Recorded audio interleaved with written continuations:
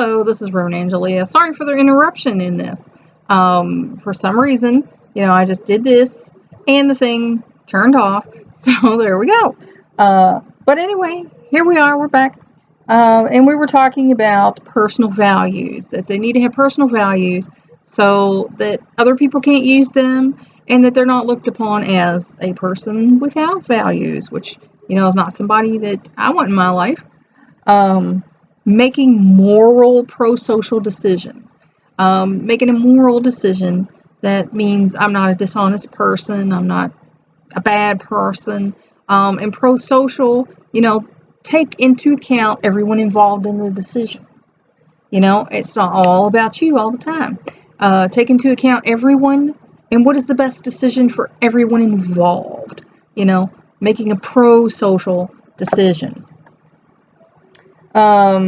Using higher cognitive abilities to master complicated tasks and problem solving. Now, some of them will be there, some of them will not, but that's something they still need to learn, So you might ask, how have you been able to improve this, and they can say, and they can see other kids thinking about, ways that they can improve on problem solving. And the number one, thing you can throw out there for this is, number one, you need to identify the problem. Number two, you need to research how other people have solved the problem. Number three, you need to sit down and think of what is the best way for me and all the people involved to solve this problem, and then implement your solutions that you think will work, and then your problems can start being solved. Excuse me. Taking appropriate risks and resisting others. Appropriate risk taking will get you somewhere in life. If you go to school, to college, that's a risk. If you apply for a job, that's a risk. But appropriate risks pay off for you. They're good. It's not like a bad risk taking. And resisting others. In middle school and high school, all you want to do is fit in. That's the thing. You want to fit in, or be even considered, popular. But you need to resist others when you go out in the world. Otherwise, everyone's going to talk you into everything. And there's a lot of people out there who do not have your best interests at heart. So that's not a habit you want to start getting into. So you might want to ask your representatives, how have you, started doing this? And that gives the other kids something to think about. Maintaining personal safety. If you're a small woman, you're going to have a safety issue. That's a fact of life. And you can't have a boyfriend or someone on your arm all the time. So you can have mace, you cannot get in the car with more than one guy. You can take personal, classes like Kung Fu, safety classes, martial arts, self-defense. That's the word I was looking for. So, be thinking about that. Expressing your own ideas, finding your voice. All of us, most people, do have creativity in them. Now some people repress it because they've been rejected, in the past when they were being creative, and that's a shame. But you need to be able to express your own ideas. What do you think? How do you feel about this?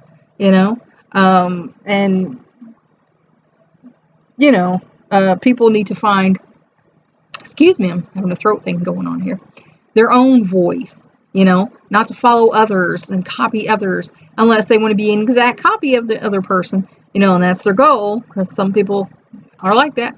Then they need to find their own voice. And you can ask representatives, how did you do this? And that can give the other kids something to think about.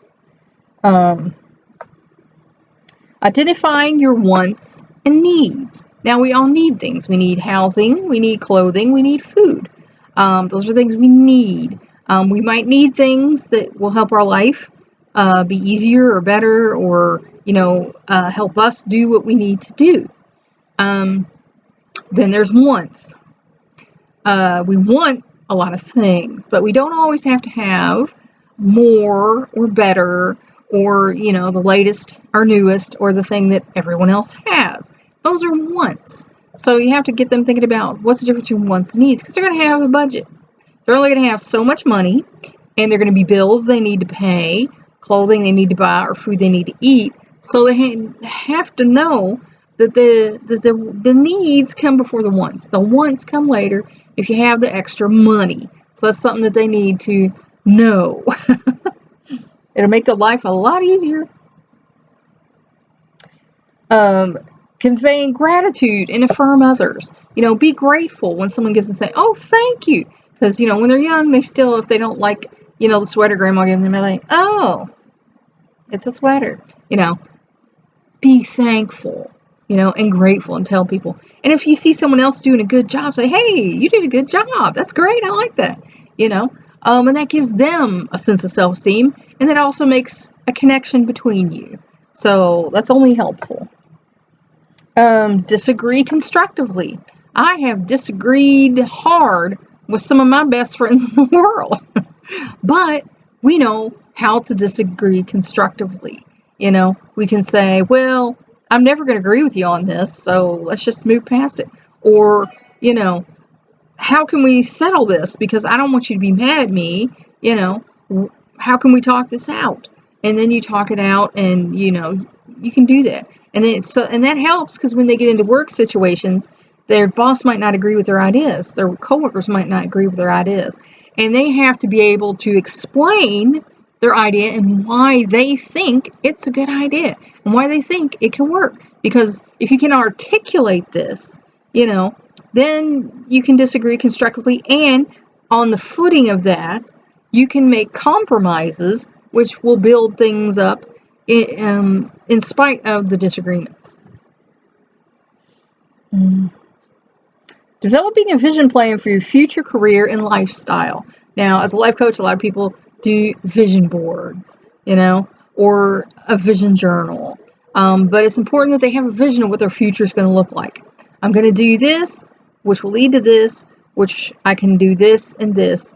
And of course, things change, They might meet someone, they might get married, they might have kids, but there should still be a path that they're on. They shouldn't be wandering aimlessly in the world. There should be a path for the rest of their life. Experiencing competence and inclusion in the larger community. They have to be able to talk to people. They have to be able to navigate the world. There are some people whose anxiety is so bad they really cannot navigate the world. They have a really hard time. They can't get along with people. And, it's like I put to one of my coaching clients one time, so do you really believe it's all the people around you that are the problem? All these people are against you somehow. They did not like that, but that's the facts. Not everyone in the world is against you. And if you're feeling like that, then you need to kind of examine, how that is. Am I contributing to this in some way by some of my actions? And the answer is going to be yes. So that's something they need to think about. Inclusion in the larger community. Now, I've had a problem with that because I'm multi-ethnic. So there are, like World Fest and different festivals that used to be different ethnic festivals that I used to go to. People pretty much know me now and understand that, that's how I am. But in the past, I have experienced discrimination.